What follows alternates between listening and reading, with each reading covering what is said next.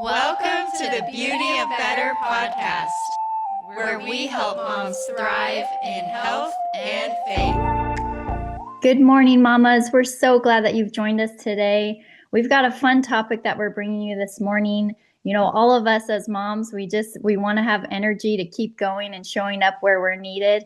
And today we're going to talk particularly about the topic of glycemic index. And so maybe you've heard of that. I know it's kind of a buzzword right now of just monitoring blood sugar levels, but we just want to simplify that a little bit for you today, also bring some science around it so that you know how to make these simple changes in your diet to help stabilize your blood sugar and make sure that you're getting the nutrition that you need.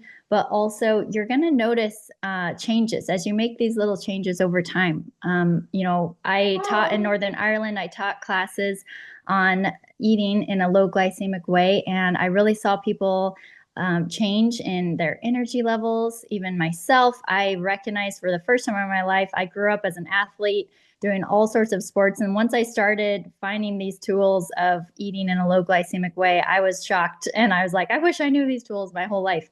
So we're just going to open it up for conversation today and help describe what glycemic index is and just give you some tools to help you out in this. So Kelsey, if you want to jump in and share with us. Yes. So just to define the term to start, glycemic index is basically a ranking system for carbohydrates, and it's telling us how quickly and how much they raise our blood glucose or blood sugar levels after we eat. And it's doing that by comparing foods to pure glucose, which has a glycemic index or GI of 100. So there's different foods that have different levels of glycemic index. And basically, if it's got a higher glycemic index, this is going to make your blood sugar go up quickly and then drop. And that's going to make you feel more tired or hungry again relatively soon.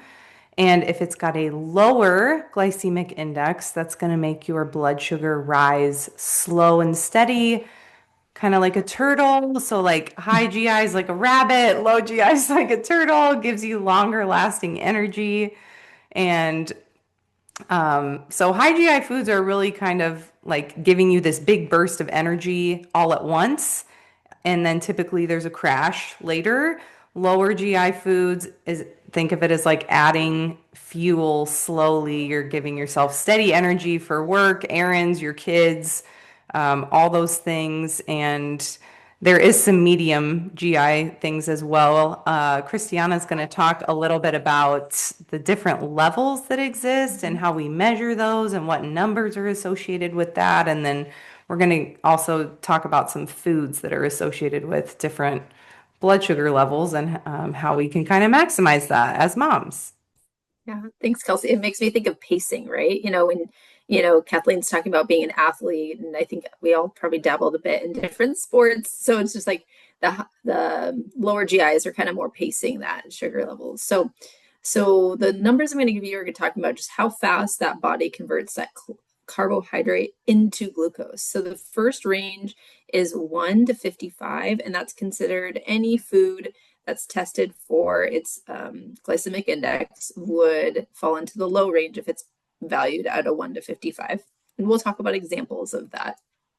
And then medium is 56 to 69 would be a medium glycemic index. And then anything that's 70 to 100 would be that high glycemic index. And your body does need glucose. So we do need to take that carbohydrate to convert it to glucose, but we don't need a flood of it all at once. And, so sometimes we need a boost, but we also want to know how to regulate that and stabilize our blood sugar and control that rise rather than high rises and high falls. And our body does make hormones to help regulate that, which I don't think we're going to get into those details necessarily today, and two foods, just one thing kind of add to this, two foods with the same amount of carbohydrate. I know we have a carbohydrate podcasts that maybe you've listened to, but if they have the same amount of carbohydrate, they could actually have different GI numbers too. So just because you see carbohydrate in something doesn't necessarily mean that because they have equivalent numbers of carbohydrate that they're going to have equivalent GIs. So some food labels will actually put on there what the GI index is. So look for that and see if you're eating something that's low, medium, or high, and knowing that that's going to have a big impact on your short-term and long-term energy and expectations with that.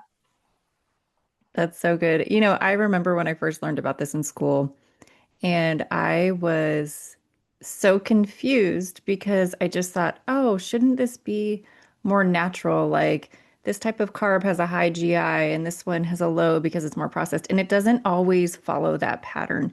This is actually one of those things that you usually have to look up. And it's not as well known just off the top of your head or following patterns. This is also really important when people have diabetes. Again, as Christiana mentioned, with looking at carbs in foods, a lot of people with diabetes will stay away from high carbs, but just because something is low carbs, the carbohydrates don't tell you whether or not they're going to be absorbed quickly into your bloodstream. That's what a GI index will do. So I'm just going to give some examples of foods, and we're actually going to post some charts on our social media. We'll also link them in our website because I feel like this is one of those things where if you have a visual and you can look at a checklist, you can look at a chart, it's a lot easier to understand. So we'll just go through a few examples today, and hopefully that's super helpful. So instead of giving exact numbers, I'll let you look at those on the charts. I'm going to give categories of low, medium, high.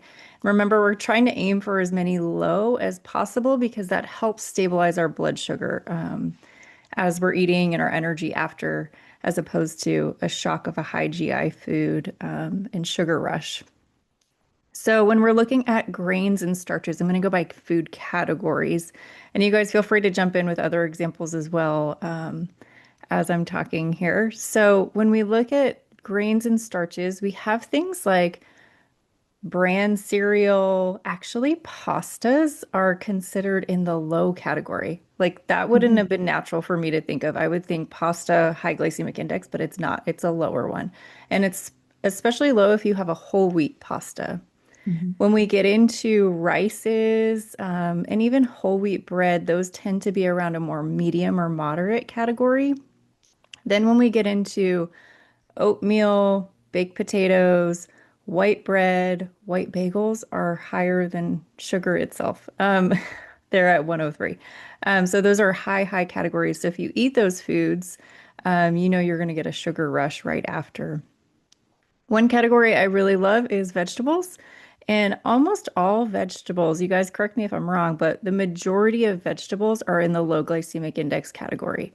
So I feel like you almost can't go wrong with that because they're just so great for you. So always go for all your vegetables. That includes like asparagus, broccoli, cucumber, lettuce, peppers, spinach, tomatoes, and so on. So Even things like sweet potatoes too. I know, Danielle, you said potatoes are high GI, and they are. White potatoes are, white potatoes, but yes. yes, a sweet potato is a much lower GI option, which Yeah. is Yeah. It's a why moderate 61. yeah. Mhm. Yes, I'm sorry, Yeah. moderate. Yeah, no, that's good to note, especially. Yes. And it's helpful, to have this guide because as you follow these principles over time, when I taught this course in Northern Ireland, this was in specific to weight loss that I was teaching these low GI principles. But people over time found recipes, they found things that would fit in their normal everyday, and they already knew the glycemic index of it because they had researched it, looked it up. So, it may feel like tedious in the beginning of having to look these things up, but over time, you'll learn to understand which things are lower GI, which things are higher GI. Something I wanted to mention is, I always think of breakfast and, break fast. You're breaking the fast of going all night without food. And a lot of times in America, we have sweet foods. We wake up with pancakes or waffles. And I hear people a lot, they're like, oh, I just can't break that habit for sweet foods in the morning. And I remember when I first learned about low GI eating and started eating that way more myself, I was starting breakfast with like eggs and like some like sauteed spinach and tomatoes. And at first I was like, oh, this is the worst. I don't want this with my coffee. Like, I had such a bad attitude towards it. But then I remembered like how I felt so much better when I started my day with fiber from those veggies and also the protein. my energy was sustained so much more. Because growing up, I would have like just had a bagel all the time, and I still have that because I still love it from time to time. But learning to start my day with protein, and you know, you may be seeing that around places of people starting their day with protein, but that's because it's you know, that helps slow that release of any carbohydrates that we have into our bloodstream, the glucose from that. And that can kind of help stabilize us from the beginning of the day. And so that's why, you know, we kind of can encourage having something less sweet, like a high glycemic food for breakfast, and trying to focus on these foods that have more fiber and more protein in them in the morning. But definitely like looking at the glycemic index of maybe the foods that you already eat regularly and recognizing, oh, okay, that's why I'm getting that afternoon slump, is because I'm having a big bowl of maybe white rice and something at lunchtime. And you're like, okay, that's why I want to take a nap mid-afternoon. So just learning how to make those little swaps, maybe to brown rice, or adding in some fibrous foods like sweet potato or some protein into there, finding these little swaps, that's going to help balance out those blood sugar levels and keep you going throughout the day. So I just wanted to share that. No, that's so great. And speaking of breakfast, the next category I was going to go through was dairy. And I just feel like yogurt is such a great breakfast. It has one of the lowest GIs. So if you have that plain yogurt for breakfast, you're getting a ton of protein. It's low GI. It's going to be absorbed slowly. Most of the milk categories are lower GI, and cheeses as well. When we look at proteins, another great category, most like beans, nuts, meats are also very low. So again, these like it sounds like we're kind of repeating some episodes that we've had, but like it's just so true that like the more whole foods you eat, the better they are for you. And this is just proving it in another way with another metric, looking at glycemic index. Another one I wanted us to bring up and just talk through is the category of fruit. There are some fruits that have lower GI, like grapefruit, apple, oranges, grapes. Then there's some more in the medium category, like bananas, mangoes, pineapples, and then watermelon is technically considered high. But we love all fruits. We love the vitamins. We love the fiber from them. And I would not suggest cutting out fruits just because they're considered a high GI. We just want to be aware of what that is. So I don't know if we want to speak to that at all, and just because I feel like a lot of people cut out fruits when they're trying to like cut carbs, and it's like, no, you're missing the fiber and the vitamins, and we need these. So I don't know if we wanted to land there for a second. Yeah, I think when we talk about fruits, like, and just food in general, we're not supposed to just only eat one thing, right? So we Yeah. probably will have a predominant amount of low to medium, but it's okay to have some high Yeah. because we know that the other things that are in those fruits, like the antioxidants and all of the fiber and other things, like that's worth the cost of having a little. But we can balance the blood sugar by having a diverse amount of GI things, but just leaning on the lower end to medium end of the spectrum. And I think kind of what you were saying, like that fiber really does impact our glycemic index and the processing. So like we're having a watermelon versus having a donut. Those are both in the high category. Let's pick the watermelon probably, right? Maybe you're craving the donut, but you know, and every now and then that's fine. But just being aware of like, hey, this is going to offer you more nutrient density, and like it's like an investment, right? Like you're paying calories to get something, and that's going to give you something in return more than something else in that high category. One thing about bananas that I thought of when you were mentioning that is that bananas actually change Yes. GI indexes as they get sweet riper. So like my kids like it almost green. So as it gets sweeter, like they're less interested. Then we can turn it into banana bread, right? Or banana pancakes or whatever else. But yeah, that is one thing that things can go rogue and shift groups as Yeah. they ripen as Yes. well too. Yeah. Well, I think it's helpful to think of like imagining you taking something in like a whole apple versus apple juice. Just imagine that in your stomach. Like your body has to break down that whole apple, like break down the fiber, break it all down before it can be released into your body for usable energy. Whereas that juice is just like a straight shot, almost like an IV, just getting straight in there because there's no fiber, anything slowing it down. So I kind say that to people sometimes just to help them understand, like even white bread versus like a whole wheat grain bread, like that whole wheat bread, like a whole grain bread has like more fiber in it, then that's going to slow down. That's going to take your body longer to digest that and to release that blood sugar, versus that white bread, which is lacking more of that fiber. So, sometimes if you just look at the sugar on a food label and you're missing out on the fiber, then that fiber component is what's going to help lower that glycemic index. So paying attention to that part as well is really important. I was just going to jump in and talk about when it's actually really good to have a high GI food. Yes. So this is for you, Mama, because we know you love to exercise. And if you have just finished a really hard workout, your muscles need to refill their energy stores with glycogen, and it's actually a good time to have a higher GI food right after you work out. So like we were just talking about bananas, having like white rice with chicken, something like that after you work out is actually a really good time to have that. Also, if you are finding yourself in need of having some type of, like you need energy and you need it fast, that would be a time when you might want to have a higher GI food.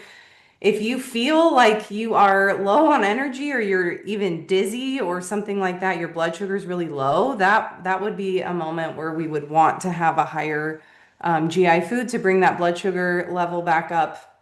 And I know we mentioned diabetes, and this is a little bit more relevant, I think, for that population. But still, like if you're like, man, I haven't eaten in, several hours and I'm really dizzy and I need to have. Sorry, you guys can hear my little guy with me right now. I think his GI is getting low. We have a special guest. Yeah, he needs some blood sugar raising right now. But yeah, those are just a couple opportunities when we might want to have higher GI. I love That's that. really great. Yeah. That was I a really think helpful also looking at how do we measure or even get a baseline for our own GI, like our GI foods. And what I would really suggest is we've talked about this before in other episodes, but using an app like MyFitnessPal or even just some kind of free app where you just track your eating for like 3 days. You don't have to consistently do it or have it be a burden, but if you can just track what you eat for 3 days and then just set aside a half hour.